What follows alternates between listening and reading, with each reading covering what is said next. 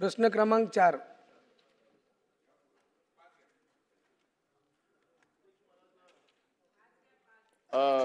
प्रश्न क्रमांक 4. छापल्याप्रमाणे. अध्यक्ष महाराज, आपण पाहिलं की सातत्यानं हे प्रश्न दर अधिवेशनात येतात.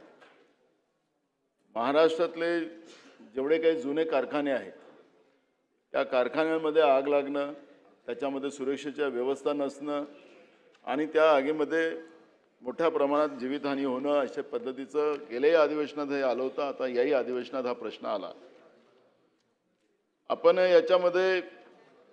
त्याच्यामध्ये जे सिक्युरिटीसाठी जे काही नियम आपण तयार केलेले आहेत त्याचं पालन अनेक कारखान्यामध्ये होत नाही असं चित्र आपण पाहतोय.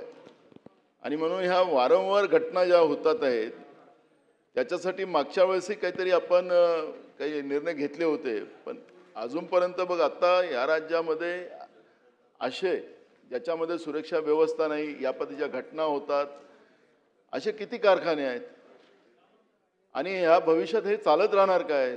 कामगारांचा जीव तिथं जाणार का? हा प्रश्न या ठिकाणी आहे. आणि म्हणून तुम्ही उत्तरातही सांगितलेलं आहे की हे खरं आहे. आपण त्याच्यातही सांगितलं की अंशतः खरे आहे. जे तुम्ही हे झालेलं आहे हे तुम्ही मान्य केलेलं आहे. मग हे आता हे किती काळ चालेल हा विषू? आणि कारखाने असेच आपल्या राज्यातले आगीच्या याच्यात जात राहतील आणि त्याच्यात जीव जात राहील का? हे सगळे प्रश्न आहेत. आणि म्हणून आपण या ठिकाणी जे काही उत्तर दिलेलं आहे त्या उत्तरामध्ये उत्तर देऊन चालणार नाही, पण भविष्यात या घटना होऊ नये त्यासाठी सुरक्षेसाठी आणि आगीपासून हे कारखाने वाचणार यासाठी काय उपाययोजना करणार ते आपण सांगावं. अध्यक्ष महोदय, सन्मान्य सदस्य नानाभाऊ पटोले यांनी जो प्रश्न विचारला आहे यामध्ये नानाभाऊ जो मागच्या अधिवेशनात जो प्रश्न आला होता तो आपल्या नागपूर विभागातील विस्फोटकांच्या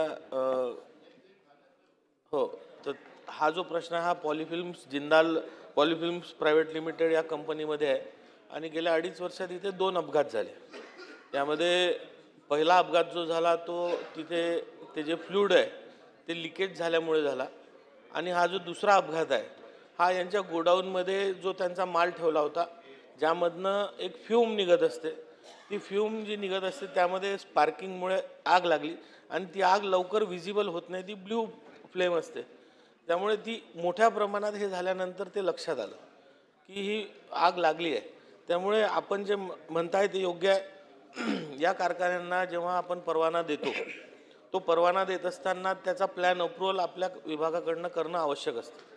आपण तो प्लॅन अप्रूव्हल केल्यानंतर त्या प्लॅनप्रमाणेच त्यांनी त्या कारखान्यामध्ये सर्व रचना करणं आवश्यक असतात आणि या कारखान्यांच्या तपासण्या वेळोवेळी दरवर्षी CIS प्रणालीद्वारे आपण करत असतो. सोबतच थर्ड पार्टी ऑडिटसुद्धा या कारखान्यांचा आपण करत असतो आणि जवळजवळ सर्व कारखाने आपण ज्या सूचना देतो की ज्या ज्या सुरक्षेचे त्यांनी पावलं उचलले पाहिजे, तिथे जे नियम आहेत त्याप्रमाणे सर्व सुरक्षेच्या रचना केल्या पाहिजे, त्या सर्व कारखान्यांमध्ये केलेल्या असतात. बरेचदा असं असतं की मेंटेनन्स करत असताना कधी कधी तिथले कन्व्हेअर बेल्टचे गार्ड काढल्या जातात, ते नंतर लावल्या जात नाही.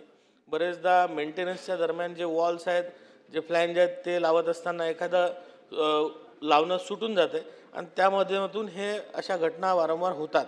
आणि यावर बंधन आणण्यासाठी आता आम्ही CIS प्रणालीमध्ये सुद्धा सुधारणा करण्याचा शासनासमोर विचाराधीन आहे की आपण वर्षातून एकदाच ऑडिट या कारखान्यांचं करायचो आणि ते सुद्धा जॉईंटली करायचो की ज्यामध्ये पोल्युशन बोर्ड असेल, आपला विभाग असेल, असे 2-3 विभाग मिळून आपण याचं इन्स्पेक्शन करायचो. पण आता CIS प्रणालीतून आपण कामगार विभागाचं जे डिश डिपार्टमेंट आहे याची एक वेगळी रचना करून यांचं रेग्युलर ऑडिट झालं पाहिजे, 6 महिन्यातून एकदा झालं पाहिजे आणि उपाययोजना त्यांनी केल्या की नाही हे चेक केलं पाहिजे. या दृष्टीनं आपण कारवाई करतोय. नानाभाऊ, महाराज, आता माननीय मंत्री महोदयांनी सांगितले की आम्ही थर्ड पार्टी ऑडिट करतोय. ती थर्ड पार्टी ऑडिट झाल्यानंतर या घटना होतात. मग ही जी थर्ड पार्टी ऑडिटवाली जी कंपनी आपण प्रायव्हेट तयार करतो त्यांच्यावर काही आपण जबाबदारी फिक्स करत नाही का? कारण की त्यांना जबाबदारीतून मुक्त राहणार काय? जसं तुम्ही या कारखानदारावर कारवाई केली, पण तसं मग थर्ड पार्टी ऑडिट जे होतं ते फक्त पैसे घेण्यासाठीच थोडी होणार, त्यांची जबाबदारी फिक्स झाली पाहिजे. आपण जे विषय मांडताय ते योग्य आहे. थर्ड पार्टी ऑडिटमध्ये ही जी काही तपास यंत्रणा आहे ही तिथे जाऊन ऑडिट करते, त्यांना सूचना करते. केल्यानंतर मी जसं आपल्याला सांगितलं की कारखान्यामध्ये मेंटेनन्स असेल किंवा एखाद्या गोष्टीच्या वेळेस त्यांच्या कामगारांच्या किंवा तिथल्या सुपरवायझर किंवा कोणाच्या व्यवस्थापनाच्या चुकीने तो पार्ट लावला नाही गेला आणि हा अपघात झाला, तर त्यात ही थर्ड पार्टी कारणीभूत नसते.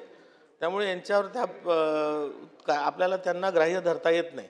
म्हणून हा खटला आपण व्यवस्थापनाच्या विरुद्ध करतो आणि ज्या काही चुका आढळल्या त्या दुरुस्त करण्याचा आपण प्रयत्न करतो.